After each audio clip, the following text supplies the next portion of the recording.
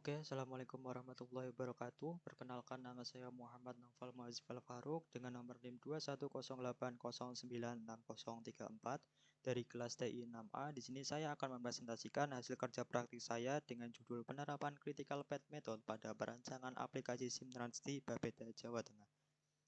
Nah, SIMTrans sendiri merupakan sistem informasi manajemen transportasi di Bapeda, Jawa Tengah yang mempunyai 3 fokus utama. Yang pertama ada manajemen, yaitu untuk mengelola peminjaman transportasi yang ada di Bapeda, Jawa Tengah supaya termanajemen dengan baik. Yang kedua ada pelaporan, yaitu untuk melaporkan seluruh kegiatan transportasi yang akan secara otomatis direkam oleh sistem. Yang ketiga ada pelacakan, yaitu untuk melacak posisi kendaraan, lama waktu peminjaman, dan siapa sih yang mengendarai transportasi tersebut. Nah, untuk profil instansi Bapeda Jawa Tengah atau Badan Perencanaan Pembangunan Daerah Jawa Tengah, yaitu ada akun Instagramnya dengan @bapeda_jawa_tengah, alamatnya di Jalan Pemuda nomor 127 sampai 133 Sekayu, Kecamatan Semarang Tengah, Kota Semarang, Jawa Tengah dengan kode pos 50132. Ada websitenya di bapeda.jatengprof.go.id. Untuk waktu pelaksanaannya sendiri selama 2 bulan atau 60 hari di tanggal 18 Desember 2023 sampai 16 Mei 2024. Untuk waktunya sendiri dari hari Senin sampai Jumat pada pukul 7.00 sampai 15.30 waktu Indonesia Barat.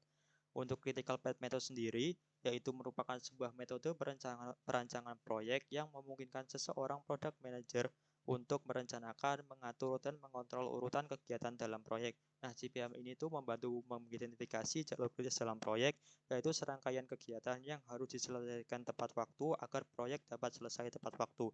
Untuk stepnya sendiri terdapat 4 step. Yang pertama itu melakukan identifikasi kepada semua kegiatan yang diperlukan dalam implementasi aplikasi SIMTrans. Yang kedua ada pembuatan diagram jaringan dan penentuan critical path. Yang ketiga ada pendekatan matematis forward pass, backward pass, dan juga slack. Yang keempat ada melakukan pelaksanaan setiap kegiatan dan memantau jalannya kegiatan. Nah, untuk SIMTrans Team sendiri, saya mengidentifikasi kemampuan individu dari sumber daya manusia yang dimiliki, kemudian melakukan pembagian bidang pekerjaan sesuai dengan keahlian dari masing-masing individu. Untuk timnya sendiri ada As Aisyah sebagai UI UX Designer, di sini Nur Saidah sebagai UI UX Designer, Hoyo Rizky dan Ria Aryani sebagai front-end developer, dan Abdullah Isbarul Fahmi sebagai back-end developer. Nah, selanjutnya membuat tabel jaringan CPM yang terdiri dari seluruh kegiatan yang dibutuhkan, kodenya, dan juga jangka waktunya itu berapa hari. Di sini terdapat 10 kegiatan, yaitu ada analisis kebutuhan dengan kode A jangka waktunya 5 hari, desain dengan kode B jangka waktu 10, pengembangan sistem dengan kode C jangka waktu 15 hari, implementasi dengan kode D dengan jangka waktu 10 hari, sampai pelaporan akhir dengan kode C dengan jangka waktu sebanyak 5 hari. Nah, selanjutnya kita buat nih visualisasi dari tabel jaringan sebelumnya ke dalam diagram activity on node atau AON dan diagram activity on arrow atau AOA. Nah, bedanya AON sama AOA itu apa? Kalau AON itu dia yang dimasukkan itu kode kegiatannya dan juga jangka waktunya. Sedangkan untuk diagram activity on arrow atau AOA itu kodenya dan juga nama kegiatannya. Di sini dari 1 sampai 10. Di sini juga dari 1 sampai 10 kayak gitu. Nah, selanjutnya ada garis interkritis, yaitu untuk menentukan waktu tercepat dan terlama dalam pengerjaan perancangan aplikasi SIMTrans. Jadi, tabel AOA dan AON itu untuk menentukan garis interkritis nih. Nah, dari diagram tadi didapatkan garis interjalur yaitu A sampai D. Nah, di sini kita tentuin mana jalur yang terlama dan mana jalur yang tercepat. Untuk jalur yang tercepat sendiri ada garis C, yaitu sebanyak 45 hari, dan yang paling lama itu ada di garis B dengan jangka waktu 55 hari, dan yang di tengah-tengah itu ada juga D dengan jangka waktu sebanyak 50 hari. Nah, selanjutnya kita melakukan penghitungan forward pass untuk menentukan apa? Untuk menentukan waktu mulai awal atau early start atau ES, dan juga waktu selesai paling awal, early finish atau EF. Nah, dari diagram tadi kita ambil lagi nih, kita tentukan ES dan juga EF-nya di masing-masing kegiatan. Untuk tampilan diagramnya adalah sebagai berikut. Kemudian kalau udah, kita bakal masukkan ke tabel forward pass. Nah, di sini kejadian 1 sampai 2 itu dimulai paling awalnya di hari ke-0 dan dimulai paling akhirnya itu di hari ke-5. selesai paling awalnya itu hari kelima, maaf.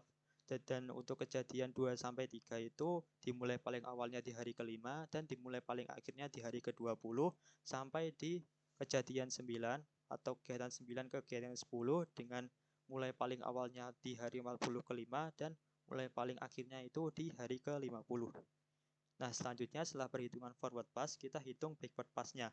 Nah, backward pass-nya ini kebalikan dari forward pass, kita hitung mulai paling akhirnya itu kapan dan selesai paling akhirnya itu kapan. Untuk diagramnya dapat dilihat dari gambar berikut. Nah, kalau udah, kita buat tabel backward pass. Nah, kejadian 1 sampai 2 itu mulai paling akhirnya itu di hari ke-0 dan selesai paling akhirnya di hari ke-5. 2 sampai 3 mulai paling akhirnya itu hari ke-5 dan selesai paling akhirnya hari ke-20. Kegiatan 2 ke 4 mulai paling akhirnya di hari ke-10 dan mulai selesai paling akhirnya di hari ke-20 sampai kegiatan 9 ke 10 dengan mulai paling akhirnya hari 45 dan selesai paling akhirnya di hari 50. Nah, kalau udah kita tentuin semua kegiatannya, kita tentuin forward dan juga backward pass-nya. Selanjutnya kita ngelakuin pelaksanaan dan pemantauan kegiatannya. Untuk kegiatan yang dipantau sesuai dengan tabel jaringan CPM, yaitu ada analisis kebutuhan, desain aplikasi, pengembangan sistem, implementasi dan pelatihan pengguna, evaluasi hasil, penyelesaian dan pelaporan, perbaikan dan pengembangan, dan juga pelaporan akhir. Nah, di sini juga saya sertakan beberapa foto dokumentasi dari kegiatan-kegiatan tersebut. Di sini ada tampilan dari aplikasi SIMTrans-nya sendiri, ada kegiatan pelatihan pengguna, dan ada kegiatan pelaporan akhir, dan ada user manual atau buku panduan dari aplikasi SIMTrans tersebut. Nah, hasil kerja praktik ini dengan menggunakan metode GPM itu sangat baik karena seluruh kegiatan perancangan aplikasi SIMTrans itu dapat berjalan dengan lancar dan sesuai dengan target yang dituju. Ini dibuktikan dengan keberhasilan perilisan aplikasi SIMTrans beserta user manual atau buku penggunaan aplikasi yang berhasil diselesaikan dengan tepat waktu dengan jangka 50 hari. Kenapa 50 hari? Karena yang hasilnya 45 hari terdapat slack, yaitu di beberapa hari besar seperti ada kegiatan tahun baru dan tanggal merah seperti itu. Nah, untuk penyerahan aplikasi SIMTrans ini, aplikasi SIMTrans berhasil rilis dan diserahkan kepada Beda Jawa Tengah. Untuk mengetahui aplikasi SIMTrans itu dapat diakses di link berikut. Kita akan coba. Nah, di sini di tampilan usernya ada home, peminjaman, dan juga perpanjangan. Di sini si user dapat melihat mobil-mobil yang tersedia, kemudian melakukan peminjaman.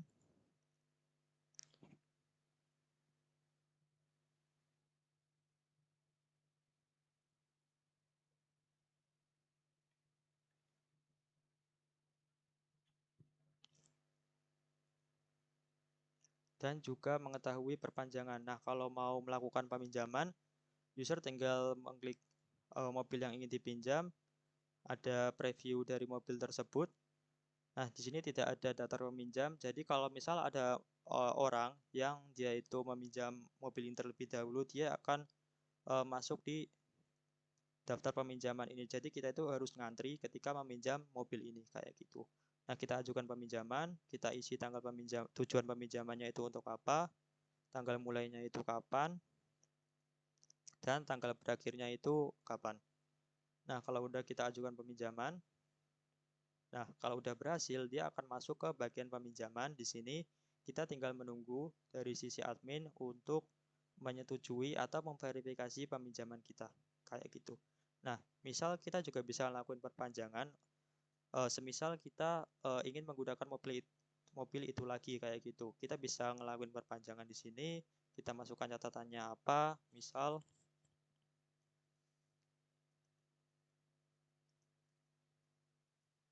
terus kita masukkan tanggal akhirnya itu sampai kapan. Kita klik ajukan. Nah, kita tinggal menunggu dari sisi admin untuk menyetujui perpanjangan kita seperti itu. Nah, di sini juga ada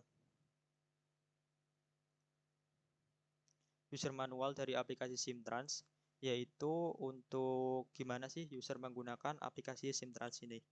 Untuk buku panduannya dapat dilihat di sini. Nah, di sini ada daftar isinya, mengenal aplikasi SIMtrans, sisi user, dan juga sisi admin itu cara menggunakan aplikasinya itu bagaimana. Nah, di sini ada tata caranya. Misal ketika kita ingin memverifikasi email dan buat kata sandi itu langkahnya seperti apa, login itu seperti apa, lupa kata sandi itu seperti apa, mengetahui status mobil, melakukan pengajuan peminjaman mobil, dan seterusnya.